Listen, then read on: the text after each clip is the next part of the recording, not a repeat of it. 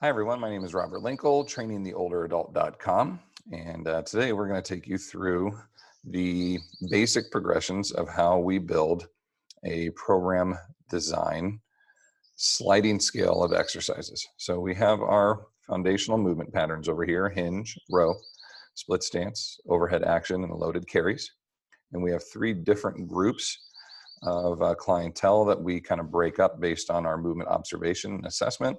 We have our Activities of Daily Living Foundations group, ADLF, Activities of Daily Living Plus, our abilities that are moving beyond the basic components of daily life, and our strength and conditioning clients. So we want to look at with each of these are, where do we start? When do we decide they are ready to slide or progress to the next level? And what is that next level? So we look at the most basic foundational hinge pattern that we incorporate, and that's a floor-based bridge. And then we will take them to a vertical position, vertical hinge, and typically we do that deloaded. So we can call that a band deload vertical hinge, aka RDL. And then we have a traditional progression from a deload to a loaded RDL, or a loaded vertical hinge. And so we'll put that in. And then we'll be able to make these a little bit more specific here in just a second. We just want to get our basic ideas, okay? Then we're looking at our rows, our basic rowing components. Now we look at all of our rows as a horizontal aspect only, because our overhead actions will incorporate pulls as well. So basic rowing components, we like to start with like a reverse push-up or a chest pull, something along those lines. I think it's one of the most foundational pieces that we can do, basic pieces that we can do. So let's start with a chest pull. And we are going to progress that to a loaded component, but with assistance. So something that will allow for a range of motion, where something can get a little bit more consistent load wise, but it's not completely or 100% on the fulcrum of the body yet to manipulate that load. So my favorite is a pivot point. I love pivot point rows. So we do that guy next. And then ultimately we would do like a consistent load, a bent over row or a single arm row. So I love single arm rows. So let's go to a single arm row. And there's our progression there. Our split stance, foundational components. We're talking about individuals that may have a very difficult time performing the basic aspects like walking or articulating up and down stairs, moving laterally, etc. So we can start with gait variations, we call gait steps, and just practice moving whatever their typical gait length stride is. Let's say that's 18 inches or 24 inches. We'd like to try to ultimately double that, would be our goal. So we'd start with a gait step, and once we figure that we've got them to the point where they can gait step to double their starting length, then we'd progress to something more that replicates a step up or a split squat. And I love to go vertical first. So step ups I think are great, and to make sure our clients feel comfortable, even if it's a 3 or 6 inch step, we will do a band assisted step up. So that gives us a very good vertical component there. And then ultimately we would work into some kind of split squat. And again, in the beginning, a band assisted split squat. So what I consider band assisted is when the band itself is acting upon the client to assist them, not necessarily to make it more difficult. So if I put the band under my foot and split squat or stepped up, the band would get tighter. In this case, I'm going to have the band anchored above me. So when I move down in the split squat, the band is trying to pull me up. Or when I move up to the step up, the band is pulling me up.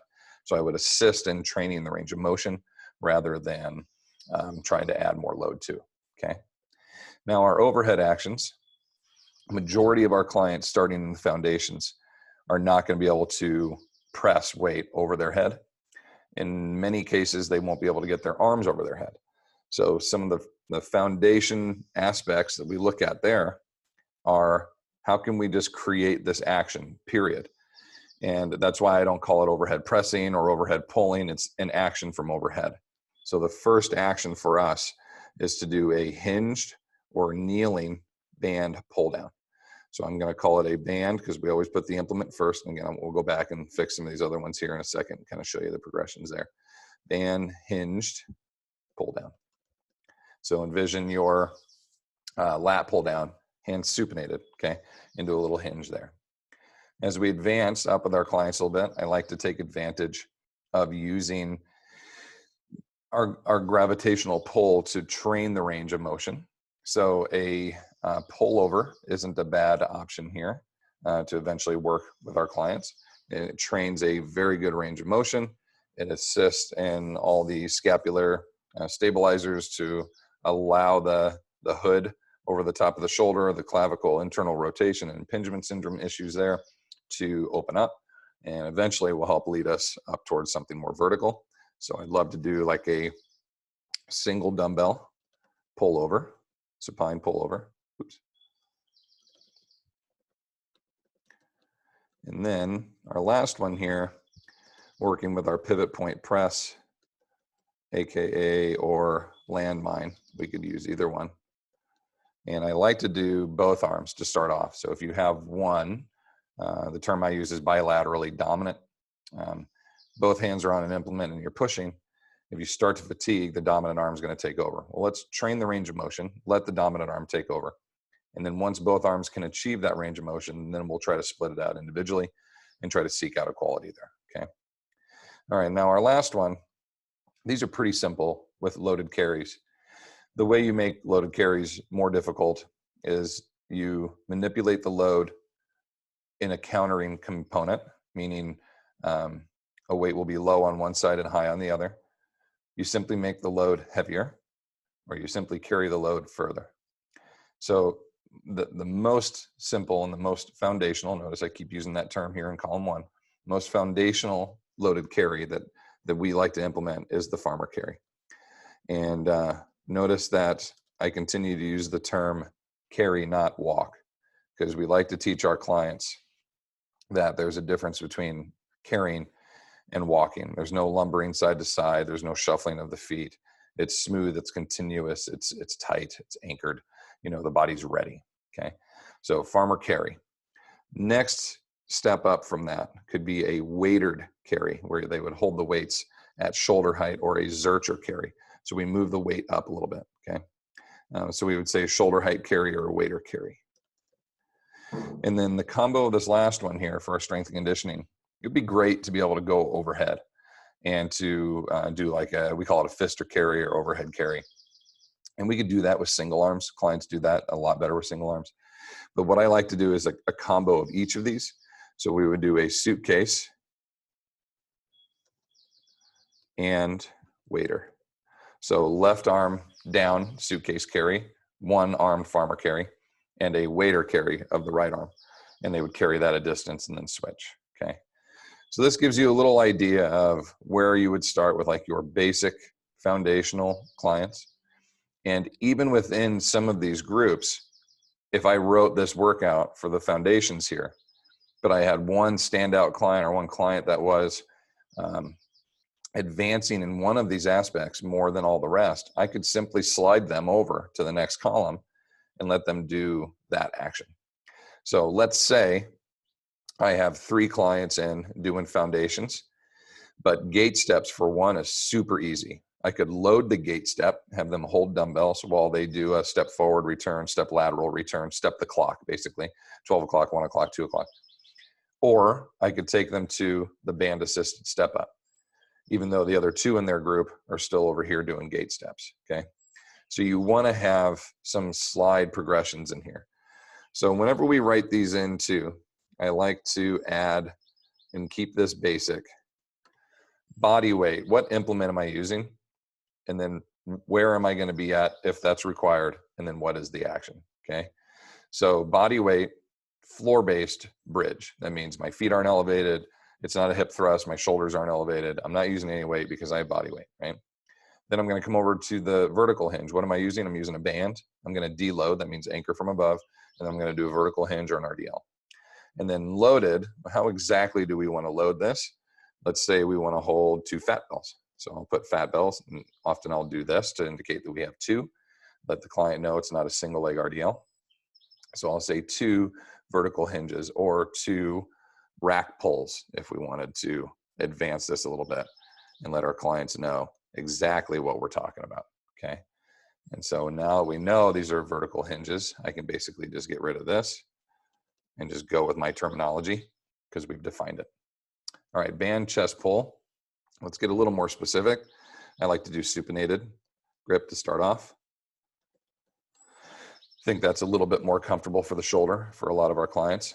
Pivot point row, I like to use the Swiss bar, but I also like to add bands on there too. So what implement? Band plus Swiss bar. Oops. And then we're going to perform a pivot point row. I could even get as advanced as saying with a split stance. So now I do have a little overlay, okay? So we could call this contralateral if you want to say that, or split stance. Now I do have a split stance component that could counter over into this column, and I could do a double check, right? I could say I got my row in and I did a split stance action. Even though I wasn't moving much, let's say this client can row well, but they're still on gate steps. This is a very long stance to perform a pivot point row, and holding in that big split or the big contralateral position could be a good challenge for them. So we could check that off. I wouldn't, but we could. And then our single arm row, how do we want to do this? Let's say we want to do a dumbbell, but I also want to add a band to that as well. And then where do I want that band to come from? From a low anchor. So I would click that in, band to low anchor. I'd hook that around the pinky end of the dumbbell. My other hand's on the bench. As I'm rowing in, it gets progressively harder. Okay.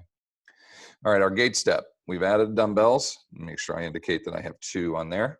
Gate steps, and I'm going to say walk the clock, because that is my goal there for them to be able to articulate in all different directions. Band assisted step ups. So that's going to be vertically assisting, and I could indicate where I want to hold that band at. So I could say in here, biceps, curl, iso, hold, meaning they're holding the band down like a goblet position. And then the split squat, with this progression with a client, we would take them assisted step ups here with a band, and then I would eventually have them hold the band under their foot after performing a body weight, of course, and then we would progressive load there. If I were, sliding them into the strength and conditioning group, we would remove this band, or band assisted would become a resistance for us, not an assist. So I'm going to remove assisted, knowing that this client is doing well, they're ready to move up. We're going to do a band split squat, and then we call this self-anchored because it's hooked under our own body or our own foot. So I would hook the band under my left foot, my right leg would be back in a split squat, and as I come up out of the squat, holding with both hands, the band would get tighter. All right, my overhead action. Band hinged, pull down. Now, how do I want my hands? I like supinated here as well. If we're doing well with the chest pulls up here, I could pronate this, so I have just a different angle of pull, okay? But we're also trying to start off with an individual and make them feel comfortable while we do this action. So if we need to do 2 supinated actions in a row, I'm okay with that. I want to progress from there. Eventually, I would take them to kneeling, then I'd give them a heavier band, and then we would work over to these supine pullovers. Okay, dumbbell, supine pullover, we're on a bench or on the floor, wherever we want to do that. And I like to do, if possible, a neutral grip as opposed to the palms up or pronated grip, because I feel like it aligns up the shoulder a little bit more efficiently. So if we can do that, but they would basically grip, if you're looking at me real quick, they would grip around the dumbbell so their hands are neutral or in a hammer grip. And then our pivot point press, we're talking about the Swiss bar with bands again, but on the other side, so they can push and reach up into like an overhead military press action, or with a landmine, they could lean in, good leverage on the bar, having their body manipulate against the pivot point of the landmine. So let's go with pivot point press. I'm going to remove landmine now that we know what we're talking about. And I'm going to say shift to overhead. And what I mean by that is if the client can do a Swiss bar chest press and then a Nieder press, which is at 45 degrees, they can lean out to 45 degrees. So let's call chest press 90. And then they can do a Nieder press out to 45 degree. And then eventually we could shift to all the way overhead or zero, right? They would get all the way up and progress to that overhead action. And ultimately this would lead to them military pressing or overhead pressing. And then our farmer carry, let's just be specific with what we want them to carry. I want to do fat bells. They need 2 of them. Farmer carry, and we would say 50 feet and back.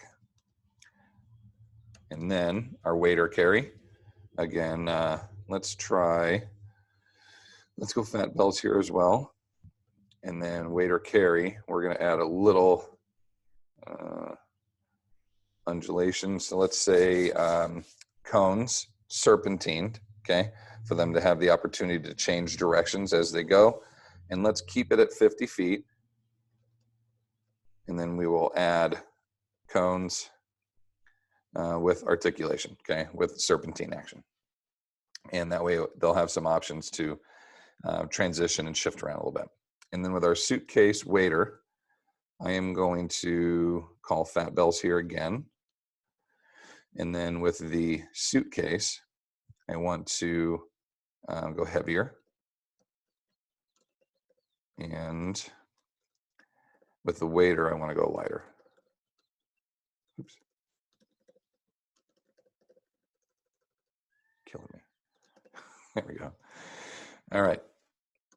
So they're going to be overloaded on one side, but be in a more difficult position to hold on the other with the lighter weight. Okay. So I think that's a pretty good progression there for your program design. It gives you an idea of where we start, what the thought process is, how you can transition or slide clients even in the same workout, even if they're a little bit more advanced or a little more remedial. And it's always good to start at the foundational components and kind of work up. If you get 2-3 workouts in and you find the majority of your clients are up in the strength and conditioning zone, then you can create something like this and just naturally kind of start them on that end and advance that up even further. If not, start everybody at the end, work up, baby steps, make sure they're comfortable, confident, feeling like they're gaining with every workout, and continue those baby step progressions without any regressions, aggravations, pains, articulation issues, any of that stuff. In this way, they'll have a really good positive experience the entire way through. So I hope this helps. Hope you enjoyed it. Check out trainingtheolderadult.com if you have any further questions. And we also have our anatomy course starting up here in about a week and a half. And it should be pretty awesome. We are going to be looking at anatomy through the eyes of the trainer. So you will see quite a different experience and explanation. That starts on the 23rd of June. And we will be streaming those live at 11:30 Pacific Standard Time. And if you can't make it, you can register and we will send you the recordings afterward. All right, everybody. Thank you very much. Hope you have a great one. We'll talk to you soon.